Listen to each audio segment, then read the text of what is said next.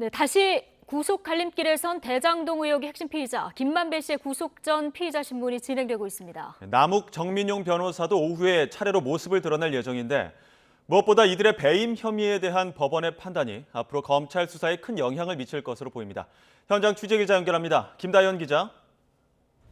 네, 서울중앙지방법원입니다. 네, 김만배 씨 구속영장 실질 심사 아직 진행 중인 건가요? 네, 김만배 씨에 대한 구속 전 피의자 신문은 3시간 넘게 진행되고 있습니다. 2시간 반 만에 신문이 끝난 지난 영장 심사 때보다 더 오래 걸리고 있습니다.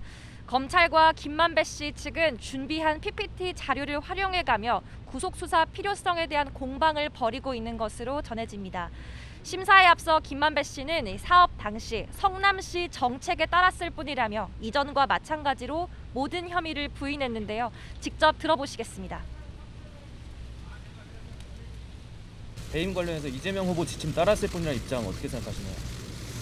이제 그분은 뭐 최선의 행정을 하신 거고 저희는 그분의 그 어떤 행정 지침이나 이런 걸 보고 한 거기 때문에 뭐 그분은 그분 나름대로 최선을 다하신 거고 행정을 저희는 이제 시가 내놓은 정책에 따라서 공모에 진행한 것이라고 생각합니다.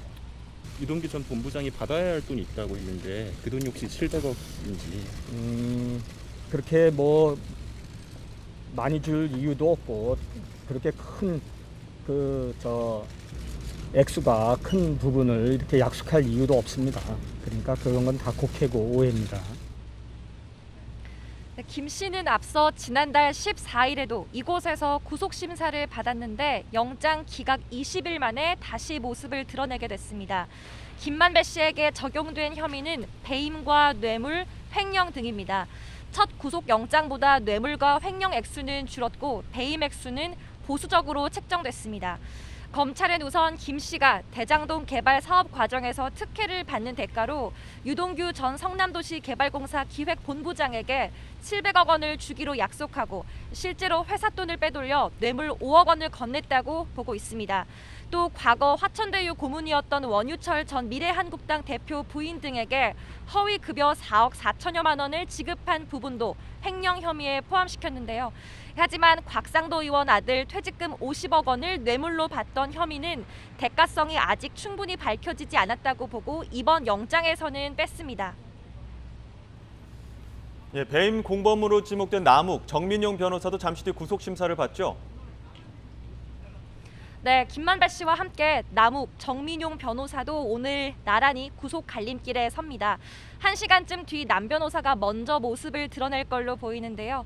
오후 3시에는 천화동인 4호 실소유주 남욱 변호사가, 오후 4시에는 공모 지침서 작성에 주도적으로 관여한 정민용 변호사가 차례로 영장 실질 심사를 받습니다. 검찰은 이들이 유 전 본부장과 공모해 화천대유에 유리한 공모 지침서를 작성하는 등 각종 특혜를 몰아줬고 공사에 최소 651억 원 상당의 막대한 손해를 끼쳤다고 판단했습니다. 또 검찰은 남 변호사가 정 변호사와 유 전 본부장이 함께 만든 회사 유원홀딩스의 투자금이라며 건넨 35억 원도 뇌물로 적시했습니다. 대장동 사업 총괄과 로비를 맡았던 김만배 씨와 대출 자금을 조달해온 남욱 변호사, 사업자 선정에 개입한 정민용 변호사, 검찰은 이들 3명과 정영학 회계사를 유 전 본부장의 배임 혐의의 공범이라 보고 있습니다. 5사람이 각자 역할을 분담해 공사에 막대한 손해를 끼쳤다는 건데 검찰은 배임 혐의 구조를 구체적으로 적시한 데다 최근 성남도시개발공사도 스스로 배임을 인정한 만큼 충분히 구속 필요성이 소명될 걸로 보고 있습니다. 가장 먼저 구속된 유 전 본부장에 이어 3사람의 신병이 확보되면 수사 동력을 얻을 뿐만 아니라 성남시 결제 라인, 이른바 윗선에 대한 수사에도 탄력이 붙을 걸로 전망되는데요. 하지만 3사람 모두 혐의를 부인해온 만큼 영장 심사에서는 배임액 산정 기준 등을 놓고 치열한 공방이 벌어질 걸로 예상됩니다. 구속 여부는 오늘 밤이나 내일 새벽쯤 결정될 걸로 보입니다. 지금까지 서울중앙지법에서 YTN 김다연입니다.